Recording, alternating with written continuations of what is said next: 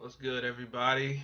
Early past 9 o'clock, West Coast time, probably noon, East Coast time. It's your boy BG. Oh, God, I really don't want to talk about the Eagles right now,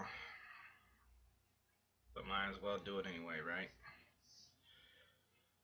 Been a couple days, like I said, since the loss. I was going to do a video today, so as promised, I'm going to go ahead and show my face. So, situation obvious, we're 5 and 7. And for some that follow me on Facebook, I did put out a couple of live feeds this morning in regards to First Take having their point of views on Doug Peterson and the Eagles and how they handle the situation as far as quote unquote quitting or die trying. So after reading into Doug Peterson's comments from the press conference yesterday, which they brought up this morning, basically accountability, which I definitely agree 100% as far as the coach should be held accountable. Sorry, I'm kind of losing my words a little bit. The coach should be responsible and being held accountable as much as the coordinators and position coaches as well.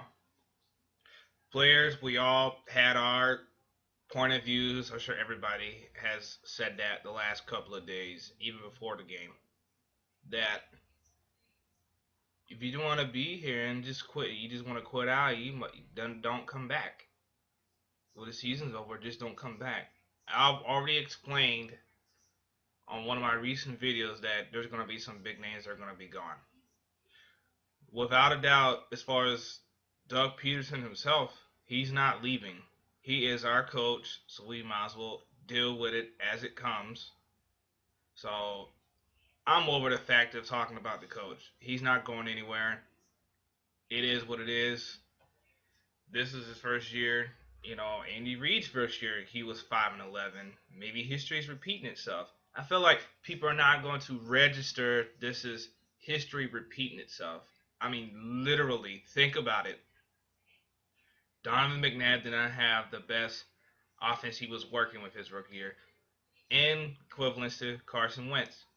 Same thing goes with Andy Reid, equivalent to Doug Peterson. So if we were to go 5-11, as I explained 2 days ago, I have no shame as far as us trying to reorganize. There's no point of getting rid of a coach. I know, like I said, we had our issues. We're bipolar as far as trying to, let's find someone that actually cares, a player's coach, and will really would fight for you. And he's here. The problem is certain players are not responding. Period. So Kendricks, you probably gonna be gone. It's been real.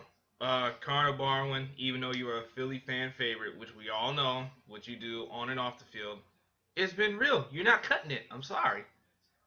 So I don't know what to tell you guys. I just felt like there's gonna be a turning point. So for anyone that's gonna watch this video, and I hope they acknowledge what I'm trying to say here, don't forget that. I just feel like we're too invested. Secondly, is mentally strained as far as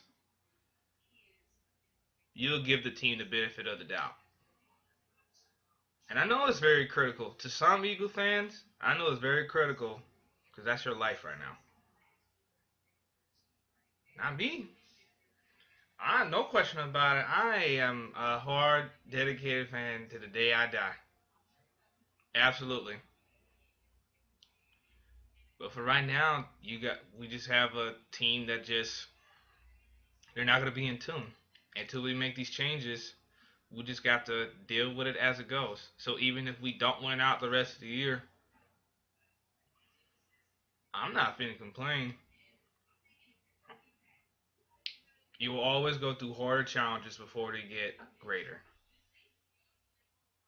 As my mom would say it, my grandma would say it, rest in peace to her. This is the reality of it. So, on that, we play Washington coming up. And I'm not going to sit here and lie. I'm not going to sugarcoat it. I don't see us winning this game.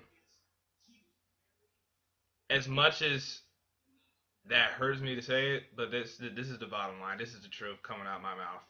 I'm not gonna sit here and eat my words and just feel like, oh, everything we're gonna bounce back and win. I'm sure that like in the NFC East, our division. Listen, I feel like we're probably gonna go 0-6.